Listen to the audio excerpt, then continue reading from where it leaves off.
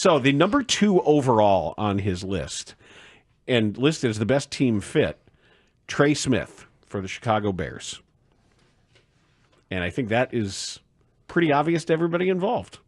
Given what we found out earlier today about Kansas City, that report that he's not going to be franchise tagged. Not going to be transition tagged. Yeah, you know those made-up years that they just add to your contract magically? Hey, man. You got to do what you got to do. Calling him a powerful mover in the run game, block win rate of 75.1%, was 6th among guards, has the foot speed to mirror interior defenders, and the strength at 6'6", 321 to anchor against bull rushes. Bears GM Ryan Poles could make a splash move to rebuild the front for Ben Johnson's new offense. And after that, indeed, Will Freeze. And Bowen's best team fit is back to his old team, the Indianapolis Colts. Said it feels like the right move. Before a right tibia injury ended his week in week 5, he had career bests in pass block win rate and run block win rate. Fundamentally sound style, lower body mobility to handle power, can sustain blocks on contact. To be fair, he did get to face the Bears defensive front before he got hurt, so that helped his numbers. It did. Can we play... I feel like since it's Studs' birthday and we're going over guys, are we allowed to bring in some Who's Your Guy drops or no? Is it breaking the rules?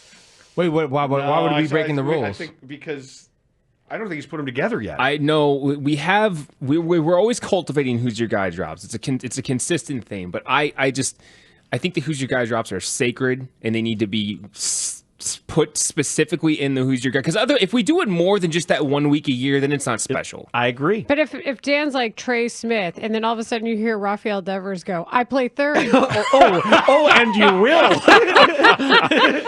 Wow. And you will, my good madame. That's yes. the mash I didn't know I needed. It's like mashed potatoes When you look with at gravy. I want to focus on. Oh yes, Studs. We got the whole idea of this segment is we're grocery shopping, so we have to do. We're going to cultivate more drops like that as we go forward. If you're grocery shopping like me, you end up with random stuff like jar of lemon curd and like that's okay. But sometimes tomatoes. that happens. Sometimes you luck into something. If you're doing it like I do it, you're not missing the per ounce pricing. No. Well, the per ounce pricing on Trey Smith, that's the premium stuff. If we're in the meats section, that's the top of the line. He's the A5 Wagyu. Yes, he is. He's listed as number 2 overall in those top 50 free agent guys, while Will Freeze is a drop off to number 18. Also, I'm trying to figure out if this is a short-term fix at one guard position and a stud at another position. There's going to be a compromise. Yes. I'm trying to figure out what are we prioritizing here. Is it Trey Smith? Yes. Sure. But you got to make sure that you have enough left over to get the guys you need to fill the other side of the center spot and the center spot itself. Well, let's visualize that. Because you need 2 guards. Let's visualize. When you hear Trey Smith, you think left guard, right? Obviously. And then when you hear that he can help with bull rushes, who's that going to help next to him? Who's got the problem with bull rushes? Braxton Jones. And Coleman Shelton. Right, but see how that works hopefully in cosmetics. Coleman Shelton's not the guy snapping the ball. Do you know the picture of like the Lamborghini next to the dilapidated house, and they always joke that that's the Angels, and then when there were 2 Lamborghinis and it was Shohei Ohtani and Mike Trout and the Angels, you just don't want the Bears depiction of the O-line to be like that. Well, let me illustrate what we're talking about here and about one man's trash is another man's treasure when you look at the final name on the list at guard, and it's the number 41 free agent overall. So I'm not going to. So that's top 50. This is but this is the name, and I'm going to redact the name first when I read it. And they say best team fit for this guard would be the Giants.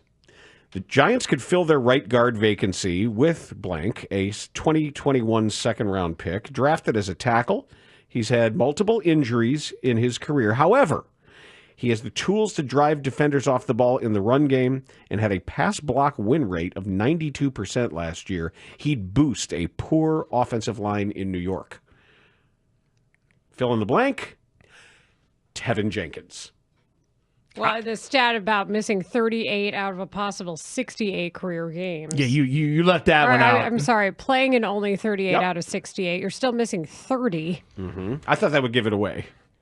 It was already given away. Yeah, okay, but I thought that would. But the pass block win rate is why I like him. It's why I still believe in him. And it's why some team will actually pay a lot of money for him. That's what I mean. Like if he were on another team, that's the kind of thing where the Bears would say, "Well, we're trusting our strength and conditioning people and our athletic training staff that this other team didn't know what they were doing when it came now to that they got injuries." new guys. That's what I mean. Well, also listen, we all know that change of scenery benefits certain players. And when you look at his traits compared to his tape, and unfortunately a lot of the tape is incomplete. That's the concern here, right? Is that another team is going to get the most out of him, and maybe another strength and conditioning staff will. The third name on the list at number 20 overall is guard Zach Martin. He said Martin brings the blend of size at 6'4", 315, and mobility the coaches want at guard. Last year he played in 10 games due to a right ankle injury. Pass block win rate of 93.7% was 15th. And he hasn't gone to the Chiefs, saying with Trey Smith fitting in with the Bears, Zach Martin could keep the Chiefs' interior strong. I have a question. Do we feel this is how I'm going to share my feelings, right? And I want to see if those feelings are confirmed or denied or I'm crazy, whatever.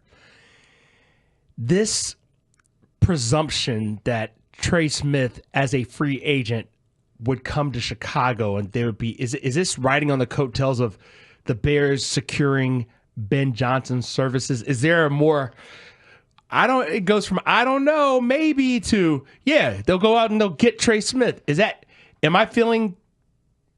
Are my feelings okay on that? Well, the Bears cap space might dictate that more so than even the head coach. Well, they have the cap but space. This is what Big says in today's mailbag, answering the question, what is the plan B at guard if Trey Smith stays in Kansas City? Now, we know he's not going to stay in Kansas City. Well, we should note he can still sign an extension. Right, he could, yes.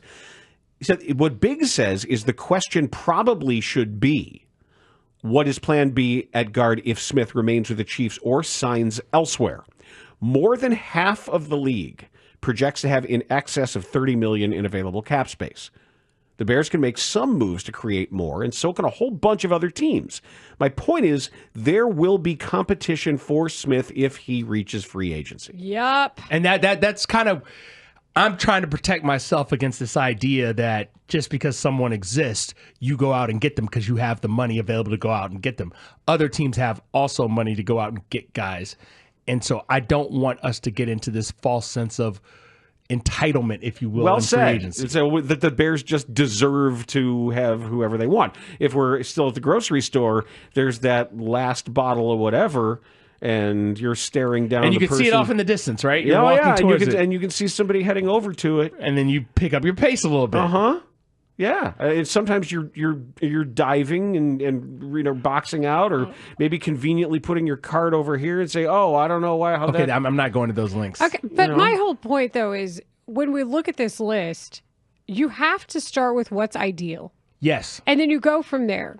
You have to start with the traits that your team absolutely needs. He's going to be the highest paid guard in the league. We know that. Like that's established. It's just a matter of who wants to pay him. Do we think it's $21 million? Is it closer to $25 million? These are the questions that persist in my mind. I think the metaphor is so rich in that regard because you don't have to buy the most expensive cut of meat if you have the time to cook a less expensive cut properly. Sure, but sometimes a more flavorful cut, it just takes more investment, a little bit more time. And you end up with the same quality at a much lower initial price. You don't want the time, Dan. You told me you want them to go do things this year. That's what you're implying when you say that. Don't confuse them with the Cubs. Don't confuse them with the Cubs. The Cubs absolutely have to buy the best meat and cook it fast and rare. Okay, but what I'm saying is you're not going to be happy if you look at the offensive line to start next season and let's just work with me here. Let's say they don't get Trey Smith and they get Drew Dahlman. Let's say they do get him, right? I'd like that a lot. We're not doing centers today, but they still have Braxton Jones and they still have Darnell Wright, and then they have a couple of rookie guards, highly thought of rookie guards, but rookie guards. They're not going to start two rookie guards. There's no way they're going to start two. Or rookies. you know what? I'll give you that. They No get way. like a bridge guy at one of those guard positions and have a rookie guard. So here's your bridge guys then. Yeah, Okay. let's go Because over now, them. right, now One of them is a very well thought of guard. well, you've got Mekhi Becton, yes. Right. right? Who Give is- me Mackay. Exactly. Who yeah. could go back to Philly? 6'7", 363. Say it again. Just entering his prime. 6'7", 363. I don't want even that to know what wash happens. over all of us. I don't know what happens up there. Like what occurs at that elevation? You met Big Cat Williams. Yeah, eliteness. Yeah, you met Big Kitty Cat. That's what it looks like. That's what we're talking about. That's the size we're talking about there. It's also equal to consistency because you can withstand a season. Well, that guy was just a tank. Kevin Zeitler, a guard, physical inside presence, the power to displace defensive tackles, and the movement ability to pull on gap schemes.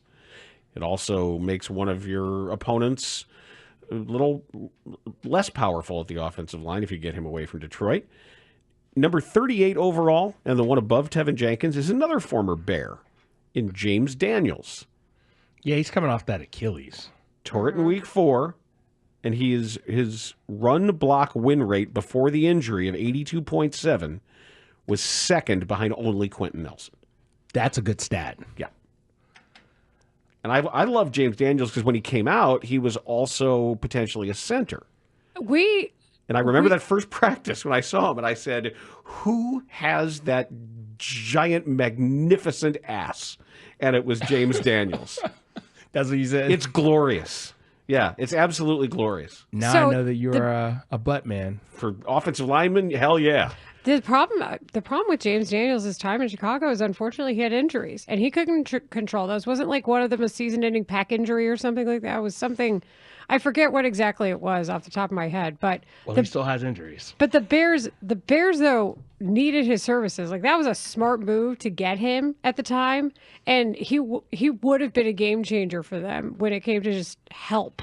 I'm almost as curious to see if anybody else on this list besides Trey Smith eclipses the $20 million mark. And a note on James Daniels. So he did have 1 year, 2020, where he only played 5 games, but his other years in Chicago, he started 10 games his rookie year, played in all 16, played every game and started every game in 2019, started and played in every game 2021 and 2022, that first year with the Steelers, only missed 2 games in 2023 with the Steelers, and then last year he had the injury. So Yeah, he's and been largely pretty healthy. It was a pec injury. It was a torn pec in 2020. So the point being, like he was well thought of here, you know. And he's a veteran.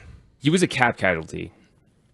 I wonder, too, from last year, I know they may bring Matt Pryor back, but do you remember how well that Bill Murray was playing before his pec injury? Yeah. I'm just wondering if they'll give him a look. I don't know how far he is along in his rehab, but it's for a guy who's appeared to have his arrow pointed up. Right.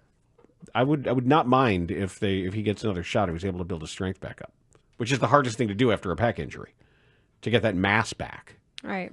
So, but there's your list: Trey Smith, Will Freeze, Zach Martin, Mekhi Becton, Kevin Zeitler, James Daniels, and Tevin Jenkins. And we are going to